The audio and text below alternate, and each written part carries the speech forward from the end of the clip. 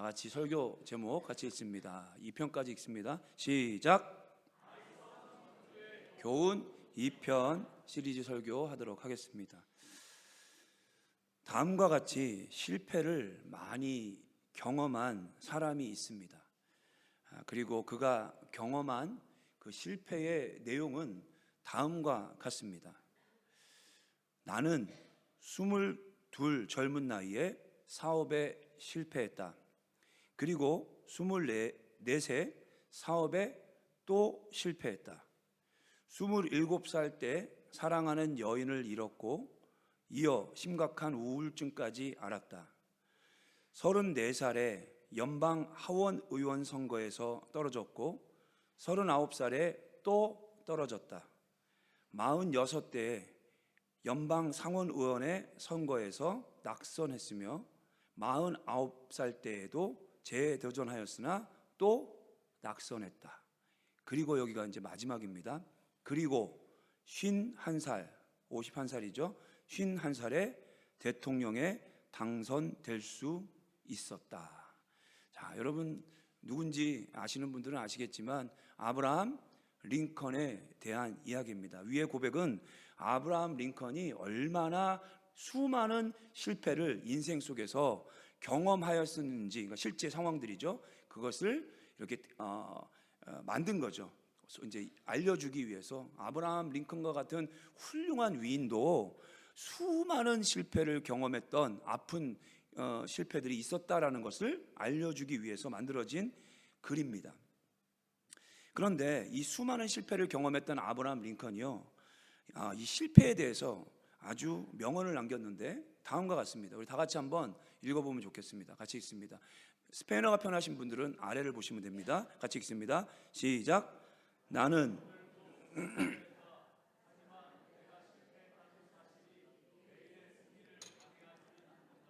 아멘.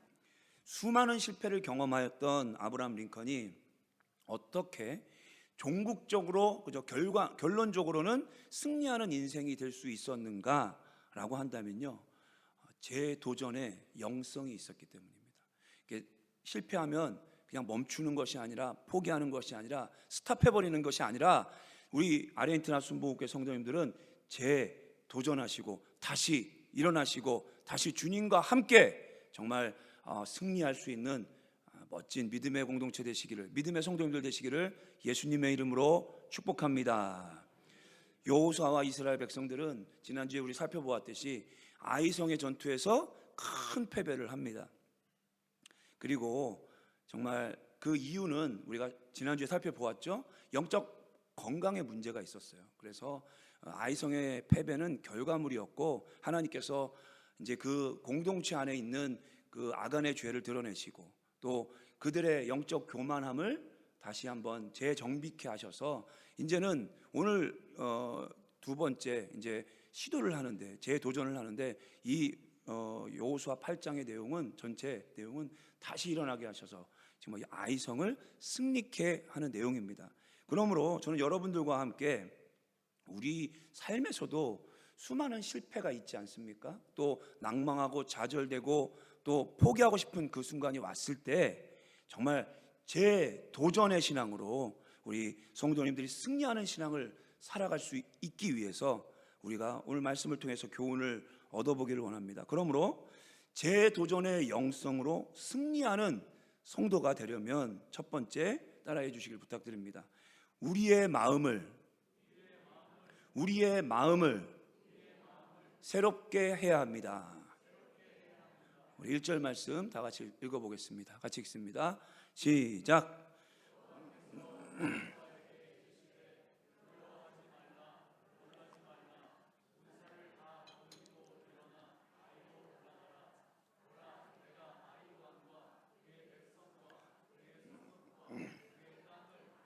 내 손에 넘겨 주었으니.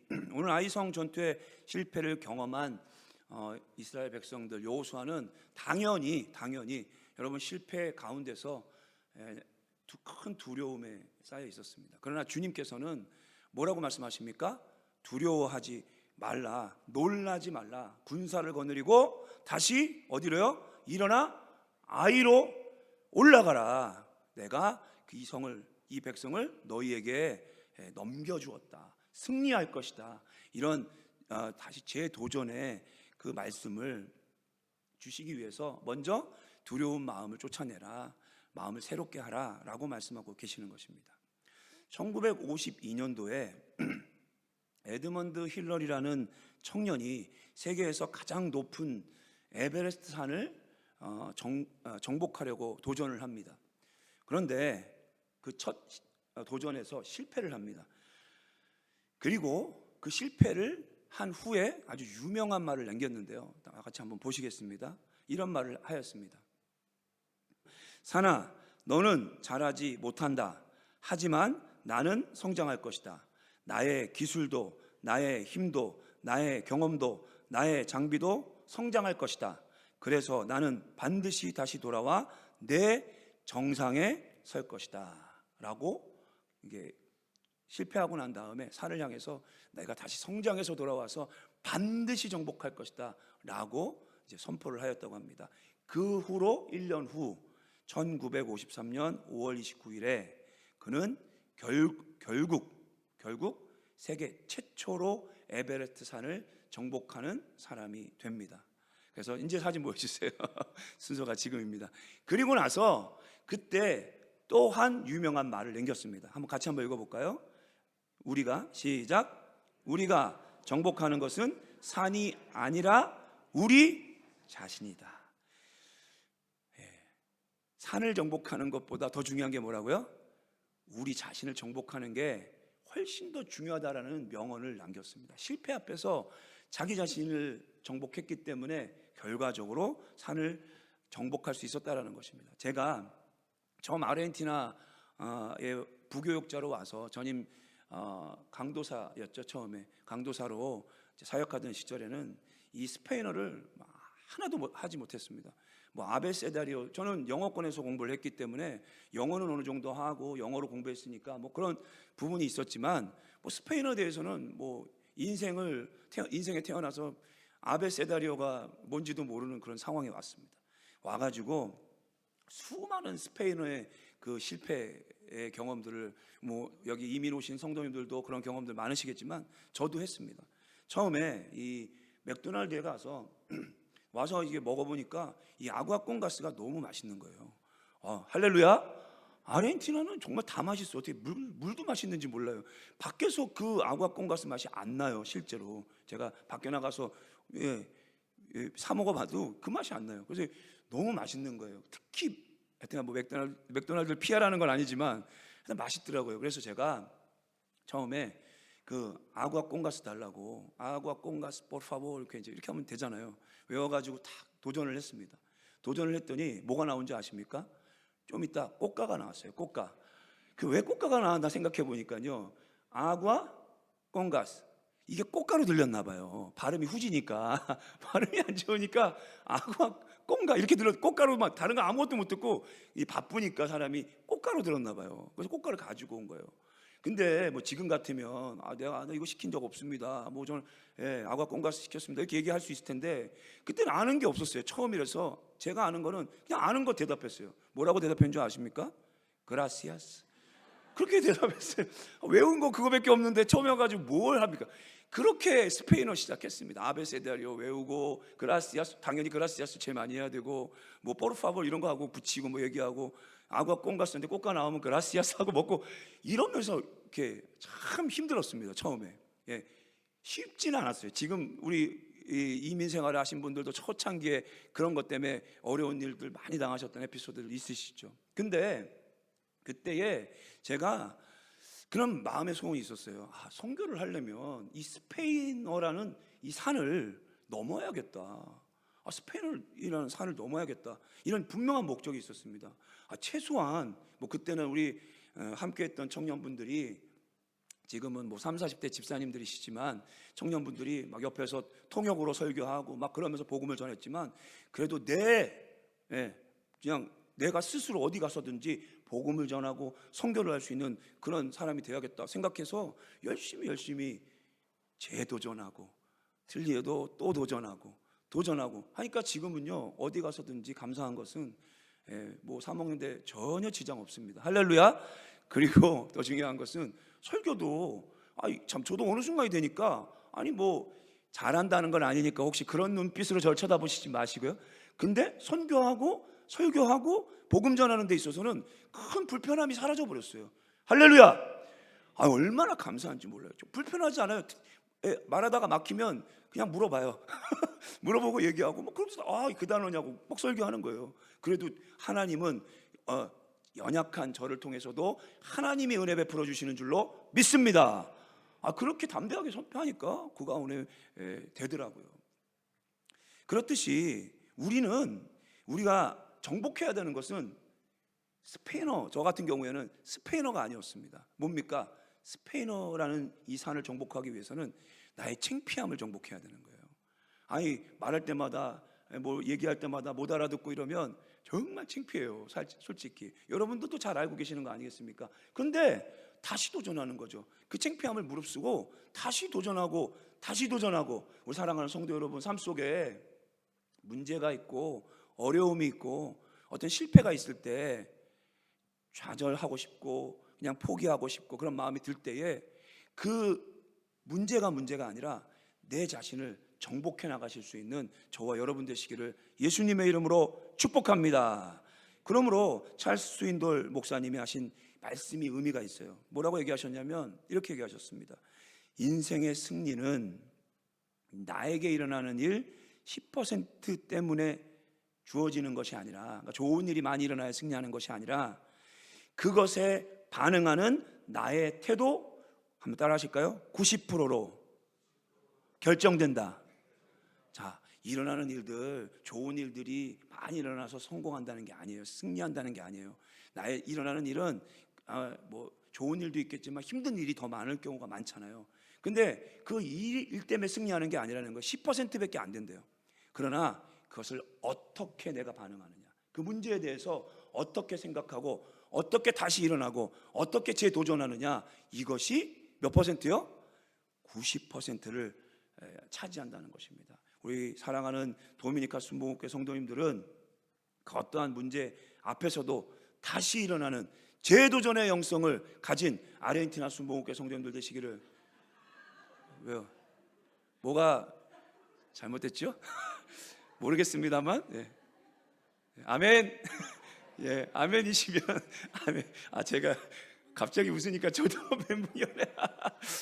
제가 무슨 얘기를 어떻게 했는지 나중에 돌려보겠습니다. 저희가 어쨌든 간에 잘못하고 실패하고 낙마하고 좌절된 그 순간에도 다시 재도전의 영성으로 일어나는 우리 아르헨티나 순복음교회 성도님들 되시기를. 이제는 괜찮죠?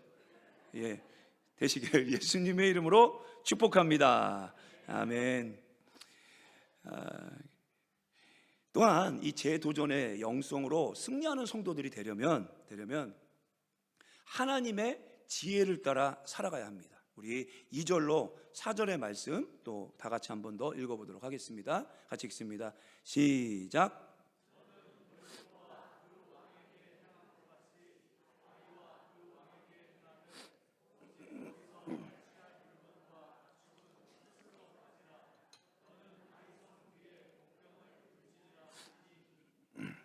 여호수아가 일어나서 군사와 함께 아이로 올라가려 하여 용사 3만 명을 뽑아 밤에 보내며 그에게 명령하여 이르되 너희는 성읍 뒤로 가서 성읍을 향하여 매복하되 그 성읍에서 너무 멀리하지 말고 다 스스로 준비하라.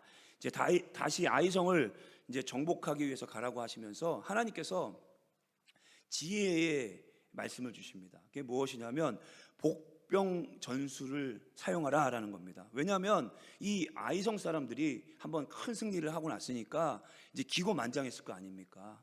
그래서 이제 먼저 군사들이 다시 전쟁을 치르기 위해서 다가가면 이 사람들이 기고만장해서 막 쫓아올 건데 그때 도망을 하는 거예요. 그러면 역시 이번에도 우리가 이긴다라는 생각을 가지고 막 쫓아올 때 복병 전술, 중간에다가 군사를 배치하고 또 성문이 활짝 열렸을 때 성문도 그냥 점령해버리는 그런 지혜로운 전술을 행하여서 이번 전쟁을 치르라 라고 말씀하시고 그 말씀을 따라서 그 지혜를 따라서 이제 이 아이성을 결과적으로는 이제 승리하는, 아이성을 차지하는 그런 내용이 나옵니다. 당나라 역사서인 구당서라는 그 책이 있습니다. 거기에 보면 고선지라는 아주 유명한 장수가 나오는데요. 이 고선지는 여러 이 전쟁을 승리로 이끈 유명한 장수인데, 특별히 안오월이라는 난공불락의 성을 점령한 이야기가 유명합니다. 이 왜 유명하냐면, 이 안오월이라는 이 성은 해발 4,600m에 위치한 성이랍니다. 그래서 정말 이걸 일단은 올라가다가 지치는 거예요. 4,600m라는 게 어마무시한 높이잖아요. 그래서 아무도 그곳을 이렇게 정말 용맹스러운 군사라 할지라도 이걸 이렇게 점령한 적이 없었던 그런 성이었습니다.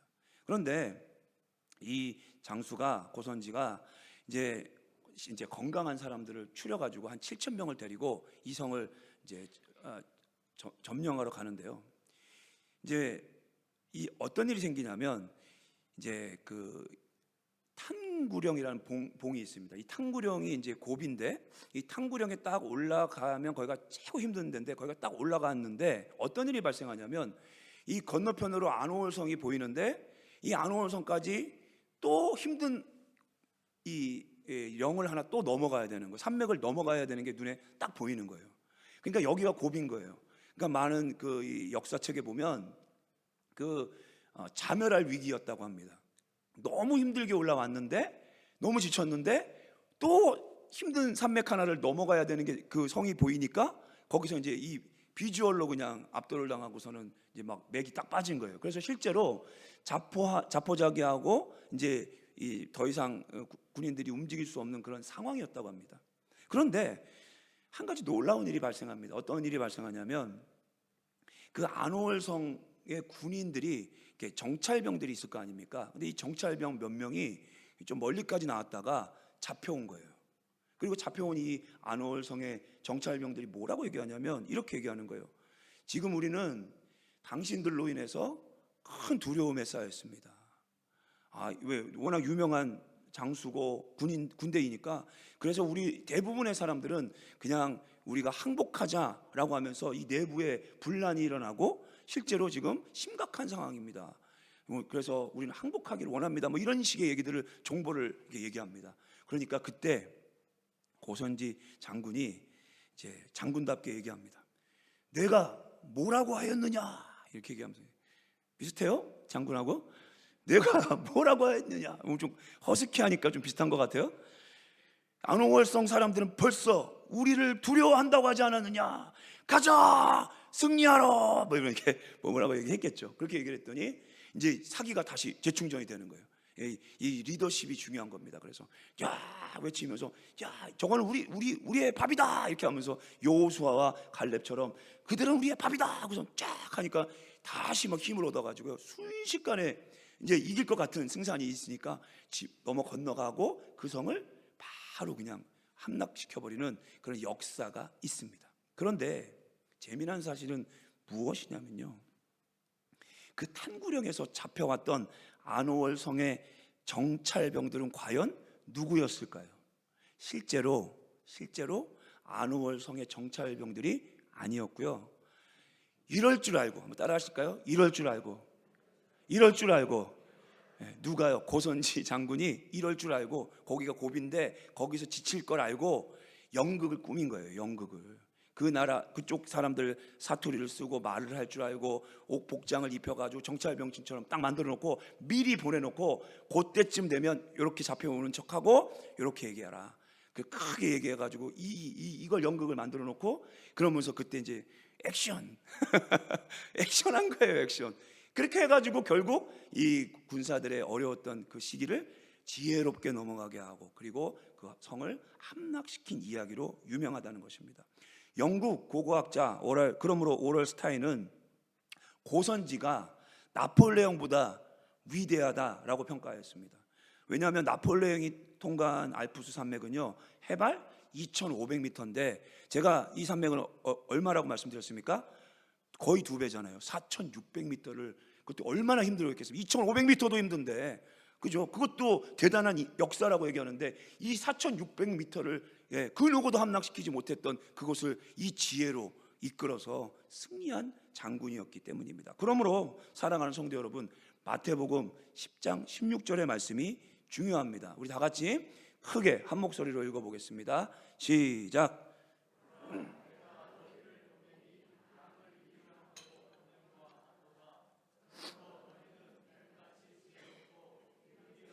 순결하라. 아멘. 악한 마귀가 죽이고 도적질하고 멸망시키기 위해서 영적으로 우는 사자같이 덤비고 있다라고 성경은 말씀하고 있는데, 그러한 세상에서 세상도 힘들지만요, 그 영적인 악한 세력들이 우리를 죽이고 도적질하고 멸망시키려고 하는 이 영적 전쟁에서 주님이 필요하다고 말씀하시는 게 무엇입니까? 순결함도 있어요. 그렇지만 또 한 가지가 무엇입니까? 따라하십니다. 뱀처럼 지혜로워야 합니다. 지혜로워야 된대요. 왜요? 마치 양을 이리떼에게 보내는 거니까 승산이 있어요, 없어요? 양이 늑대에게 이기는 경우가 없잖아요. 승산이 없습니다. 그러니까 양을 늑대에게 보내는 것 같은 걱정 가운데 반드시 필요한 게 있는데 무엇이라고요? 뱀처럼 지혜롭게 살아가시는 저와 여러분 되시기를 예수님의 이름으로 축복합니다. 그래서 우리는 뱀처럼 지혜롭게 이 세상을 살아가야 이기고 승리할 수 있다는 것입니다. 그렇다면 어떻게 뱀처럼 지혜로울 수 있을까요? 또 다시 말씀 펴주는데 제가 읽겠습니다. 시편 119편 98절 말씀입니다. 주의 계명들이 항상 나와 함께하므로 그것들이 나를 원수보다 지혜롭게 하나이다. 디모데후서 3장 15절 말씀입니다. 성경은 능히 너로 하여금 그리스도 예수 안에 있는 믿음으로 말미암아 구원에 이르는 지혜가 있게 하느니라. 또 마지막으로 야고보서 1장 5절 말씀입니다. 같이 읽을까요? 시작. 너희 중에 누구든지 지혜가 부족하거든 모든 사람에게 후히 주시고 꾸짖지 아니하시는 하나님께 구하라. 그리하면 주실 줄로 믿습니다. 어떤 믿음 좋은 청년이 대학교를 졸업하고요, 다른 주에 있는 아주 좋은 기업에 가고 싶었던 기업에 이제 1차를 합격하고 이제 인터뷰를 하러 가게 되었다고 합니다.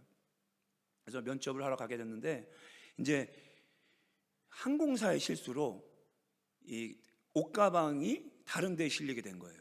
그래가지고 그날 면접을 하러 갈 때 이 양복을 이렇게 착용하고 가야 되는 그런 회사였던 것 같아요. 그래서 이렇게 그 양복을 입고 가야 되는데 그 한 벌밖에 없는 양복 노는 가방이 다른 이제 비행기에 실려서 그런 경우 있잖아요. 이제 찾지를 못한 겁니다. 그래서 어쩔 수 없이 이제 다른 옵션이 없으니까 그냥 원래 입고 그날 바로 도착하자마자 좀 있다가 회사에 가서 인터뷰를 해야 되는 시간밖에 없었기 때문에 그냥 그 복장, 캐주얼 복장을 하고 갔어요.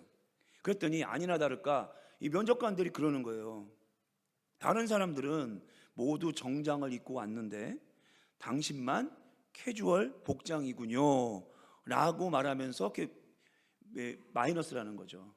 이거 기본인데 자세가 안 됐다 이런 얘기 아니에요. 그러면서 왜 이렇게 입고 왔는지 모르겠습니다만 하면서 이렇게 안 좋게 얘기를 하니까 청년이 이렇게 대답했다고 합니다. 네, 죄송하게도 제가 오늘은 이 복장으로 왔습니다. 그런데 저는 이 자리에서 저의 겉모습이 아니라 저의 사람됨을 보여드리고 싶었습니다. 회사가 필요한 사람은 옷을 잘 입는 사람이 아니라, 그렇잖아요. 여러분 회사에 그렇게 따지면 회사에 비싼 양복 입고 가면 뽑히는 거잖아요. 그죠?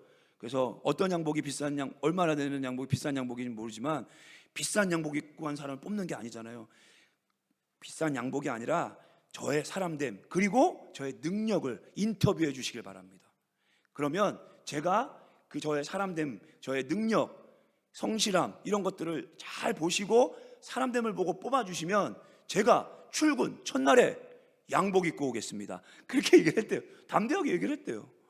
그랬더니 가만히 들어보니까 면접관들이 끄떡끄떡하는 거예요. 왜냐하면 여러분 만약에 우리가 직원을 뽑을 때도 누가 겉모습 보고 뽑습니까? 겉모습 다 똑같이 잘하고 오죠.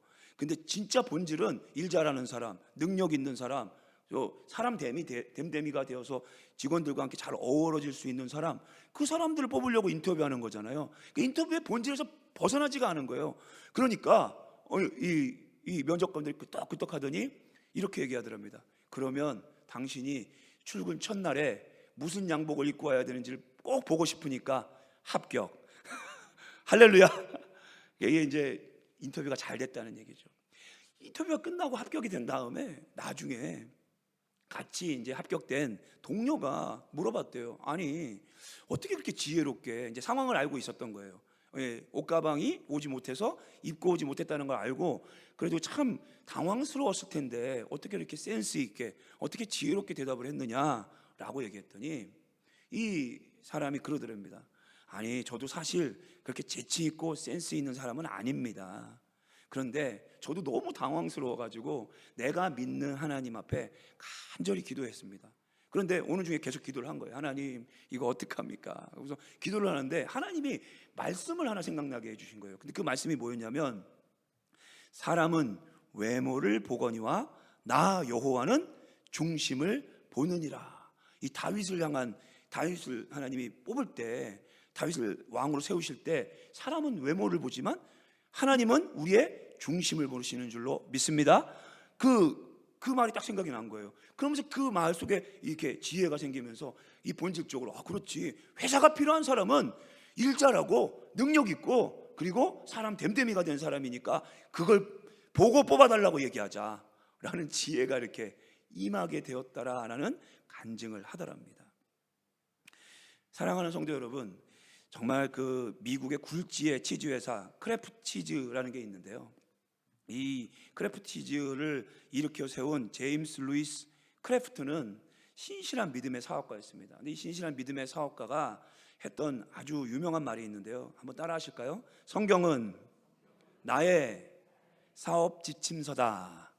지침서다. 이렇게 얘기합니다. 그래서 항상 지혜를, 내가 잘한 거는 성경에서 얻은 지혜밖에 없다. 그렇게 얘기했어요. 그래서 늘 사업을 할 때, 사업을 이끌어갈 때 성경에서 지혜를 얻고 또 성경에서 이끌어가는 방향을 잘해서 그런 기업을 만들어 가려고 노력을 했는데 그것밖에 없는데 그것이 이렇게 오늘 하나님의 은혜로 이런 기업을 만들 수 있었다라고 간증합니다. 도미니카에도 가면 아주 훌륭한, 도미니카입니다. 도미니카에도 가면 아주 훌륭한 크리스찬 기업이 있습니다. 이름이 브라보라는 그 대형 슈퍼마켓인데요. 한번 따라 하실까요? 브라보. 이름 좋죠? 브라보예요. 브라보 이거예요. 근데 여기는 뭐 꽃도 디아르코 뭐 이런 그런 대형 슈퍼마켓인데 대단한 게 뭐냐면 정말 함부로 따라하지 마시길 바랍니다. 이렇게 얘기할 정도예요. 대형 슈퍼인데 주일에 문을 닫습니다. 주일에. 왜요? 주일에 왜 문 닫게요? 나는 예배 드리러 가야겠다는 거예요. 사장님이. 그리고 우리 직원들 중에 크리스찬이 있을 거 아니냐는 거예요. 그거예요, 그거. 그러니까 나도 가서 은혜 받아야지 힘을 얻어서 세상을 이길 수 있고 우리 직원들도 힘을 얻어서 주일날 예배 잘 드려야 힘을 얻어서 세상을 이길 수 있으니까 우리는 주일에 쉰다. 그게 그분의 경영 방침이에요. 그래가지고 주일 쉽니다. 그리고 정말 멋진 기업인 게 뭐냐면 저도 목격한 건데 이 장애우들도 이렇게 고용을 해요. 장애우들도. 왜냐하면 하나님은 사랑이시고 또 어려운 자를 돕기를 원하시고 그러시잖아요. 근데 이 청각장애인들 하루는 일을 하기 시작했는데 여기에 이렇게 써 있어요. 나는 청각장애인입니다. 그러니까 우리가 무슨 말을 하면 못 알아들으니까 일을 시킬 수가 없잖아요. 근데 이분 생각이 다른 거예요. 아니 거기에는 이제 이렇게 짐을 이렇게 옮기는 거라든지 짐을 실어다 주는 일이 있어요. 그러니까 못 들어도 실어다가 주는 거는 얼마든지 할 수 있으니까 그런 분들을 뽑아가지고 여기다 딱 그것만 지혜롭게 나는 청각 장애인입니다. 뭐 나중에 다니다 보면 계속 익숙해지니까 아무 문제 없잖아요. 힘들어 들고 물건 갖다 옮겨주는 거 누가 못합니까? 청각 장애인들 당연히 할 수 있죠. 그래서 그분들을 사용하는 그러한 멋진 기업입니다. 그리고 주일에도요, 그냥 문을 닫아놓고 있는 게 아니라 주일 오후에는 그런 그 패밀리들 있잖아요. 패밀리들이 와가지고 주일 예배 다 마치고 오면 아이들이 놀 수 있는 그런 그런 기구들을 펴놓고 거기서 와가지고 막 즐길 수 있고 함께 패밀리 타임 가질 수 있는 건전한 그런 문화도 만들어서 종종 그런 페스티벌, 가족 페스티벌도 막 열어주고, 막 정말 사람들을 생각하고 누가 봐도 크리스찬 기업 같은 그런 아름다운 모습을 보여줍니다. 자, 사랑하는 성도 여러분, 이 브라보가 잘 될까요? 안 될까요? 잘 됩니다. 잘 돼도 너무 잘 됩니다. 이름처럼 브라보입니다. 할렐루야. 너무 잘 돼요. 나중에 여러분들 그 도미니카 푼타카나 잘 아시잖아요, 그죠? 아마 푼타카나에는 있는지 모르겠어요. 이게 왜냐면 카피탈과 제가 있었던 데가 두 번째 큰 도시인데, 그런 큰 도시에 이제 막 성장하고 있는 기업인데, 여튼간 카피탈과 거기에서 크게 성장하고 있습니다. 근데 푼타카나 가면 한번 물어보세요. 아니 브라보라는 데 아냐고, 대형. 그럼 다 알아요. 엔간하면 다 알아요, 진짜. 왜냐면 놀러 온 사람들은 뭐 카피탈에서 왔을 거고 그럴 거 아니에요. 그러면 브라보, 정말 브라보라고 얘기할 겁니다. 할렐루야. 사랑하는 성도 여러분, 그러므로 우리가 주님의 말씀을 듣고 주님의 은혜를 따라 주님의 지혜를 따라 살아가는 것이 중요합니다. 그래서 악한 원수가 우리에게 이러한 정말 하나님의 말씀을 따르는 그런 삶을 살아가지 못하게 하기 위해서 가장 많이 우리를 공격하고 방해하는 게 뭐겠습니까? 말씀을 읽는 것을 실패하도록 공격한다는 것입니다. 어느 누구라도 모든 그리스도인들이 가장 실패를 많이 하는 게 뭐예요? 말씀 읽기예요. 말씀을 사모하는 거예요. 말씀을 묵상하는 거예요. 우리는 그 중요성을 아는데도 불구하고 이번 한 주간 다시 한번 재도전하시기를, 말씀을 다시 한번 읽고 묵상하고 또 주님을 의지함으로 말미암아 주님이 허락하시는 은혜로 승리하실 수 있기를 예수님의 이름으로 축복합니다. 아멘. 그래서 어떤 글을 보니까 이런 글이 나오더라고요. 우리가 그 말씀 읽기를 실패하고 말씀 묵상을 실패하는 이유가 있대요. 그 이유가 뭐냐면 가장 짜투리 시간에 그걸 한대요.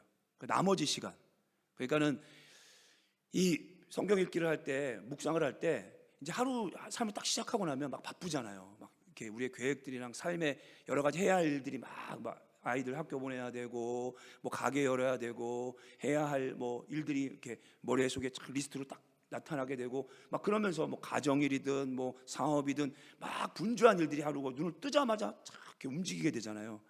그리고 나서 가장 남는 시간에 뭘 하려고 노력한다고요? 말씀 읽기를 하면 그게 안 될 수밖에 없다는 겁니다. 왜 안 되냐면 생각해 보세요. 가장 지치잖아요, 육체가. 그러니까 이 말씀을, 여러분 말씀을 읽다 보면 말씀이 이렇게 잘 안 넘어가는 데가 있어요. 꼭 어디가 안 넘어갑니까? 레위기 안 넘어가잖아요, 레위기.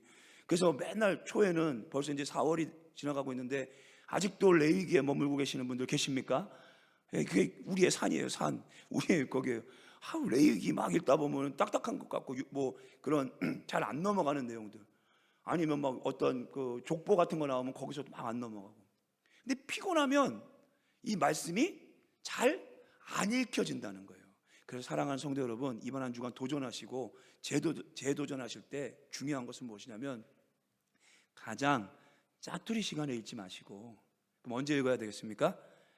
가장 중요한 시간, 가장 귀한 시간, 내가 육체적으로 가장 건강하고 가장 프레시한 시간, 가장 귀한 시간을 성경 읽기 그리고 기도로 하나님 앞에 올려드리시기를 예수님의 이름으로 축복합니다.